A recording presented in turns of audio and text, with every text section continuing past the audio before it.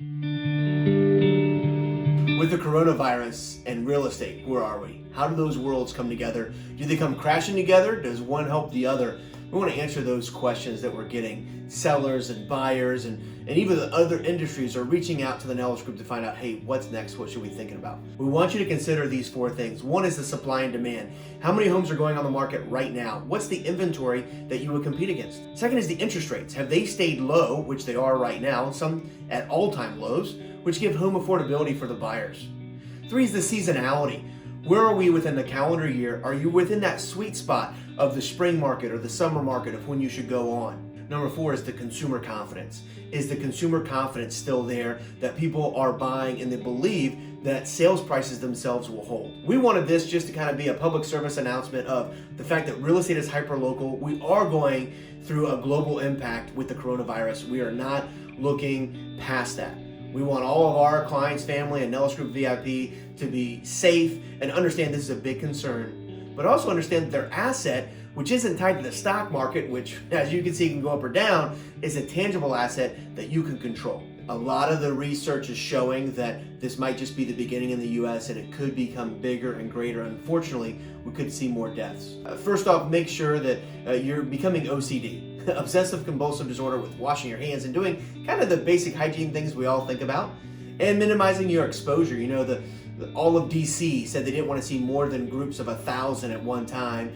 As you've started to see, if you're in the sports world, everybody's shutting down. The NBA, the NHL, the MLB even pushed off perhaps when opening day will be. When we're talking real estate, it's always hyper-local. And there's some key metrics that we always look at, and we're going to continue to look at over the next 4 to 6 months. So the first thing is supply and demand. The second is interest rates. We have had low inventory and a high demand really for the last 5 to 6 years. It's been more of a seller's market in most of the areas in DC and the surrounding area. So if you're thinking about selling, it is a good time from perhaps just the supply and demand as we see how many are active, what's going under contract, and how many have sold. I will tell you this, on a national scale, we have seen some buyers be worried about it.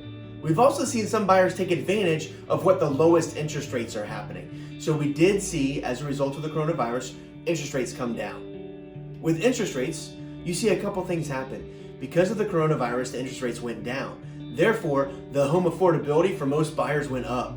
A lot of our buyers, perhaps that have been priced, quote unquote, priced out of a market or a community, can now afford it. For instance, if they were looking at homes, say at $900,000, and what they really wanted was at $1 million, they can now go up to $990,000 because rates adjusted that way. Third thing to consider is the seasonality. Right now, we're in the middle of what they consider the spring market. There's actually 3 seasons to focus on in a calendar year for selling. Spring, summer, you think it's about to say fall, but it's really just September and October. And we have a couple dead months when it comes to Metro DC real estate market. So if you're thinking about selling, it still is a good time to sell. Frankly, it's a good time to buy as well because of where interest rates are and for that home affordability. With the coronavirus and everything swirling around and schools shutting down and everything else, it ultimately comes down to consumer confidence. Do buyers feel comfortable with their job? Perhaps if they're a contractor, with that maintaining to where they can maintain a new monthly payment, a new mortgage on that next house. The people that win in real estate are the ones that choose when they buy and choose when they sell. We hope you stay safe, and thank you for watching this video.